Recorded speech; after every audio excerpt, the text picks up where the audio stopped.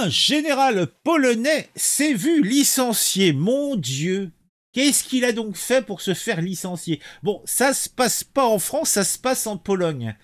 Et pourquoi on l'a foutu dehors? Eh bien, on aurait découvert des mines anti-chars qui étaient perdues.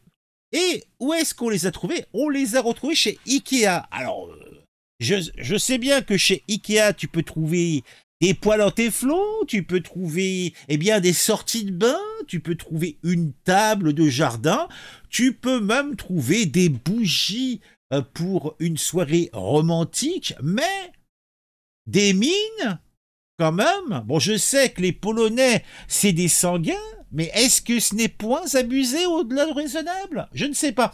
Je vous raconte tout ça dans un instant. Le club de l'actu, c'est sur tu regardes les vidéos, tout devient plus fou. De ton avis et comment c'est cool. Chaque like, chaque abon, t'es pas seul dans la foule. Ah, la Pologne. La Pologne et ses mines anti-chars. Je vais vous raconter une histoire à faire pâlir les meilleurs scénaristes de comédie. Oui, un petit peu comme les comédies françaises des années 70, tu sais, avec, je sais pas, les Charlots ou autres 7e compagnie au clair de lune.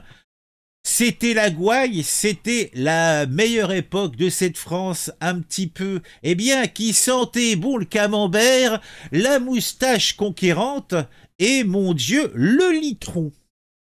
Je vous invite à imaginer ces mines anti-chars qui sont disparues depuis des mois.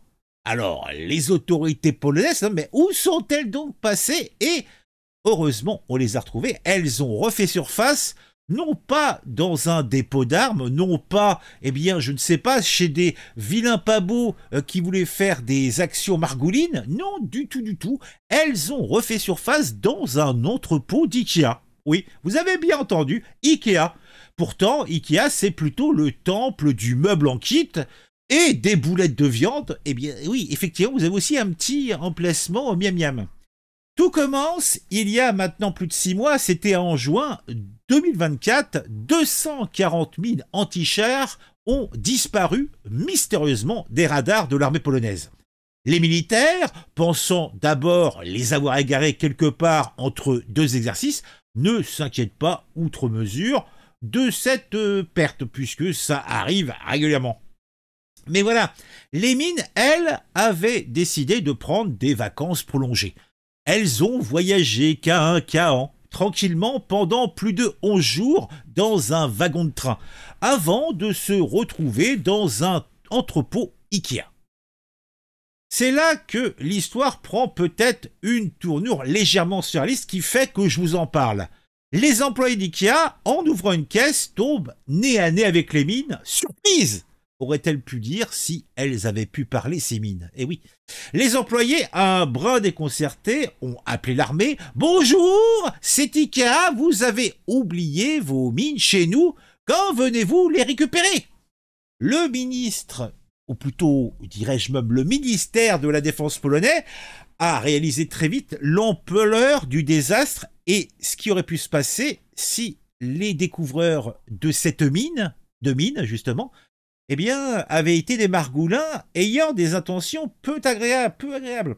Mais en tout cas, le ministère de la Défense polonais a décidé de faire tomber des têtes et celui qui a perdu la sienne, c'est le major général Artur Kęczynski, le responsable de la logistique militaire de l'armée polonaise.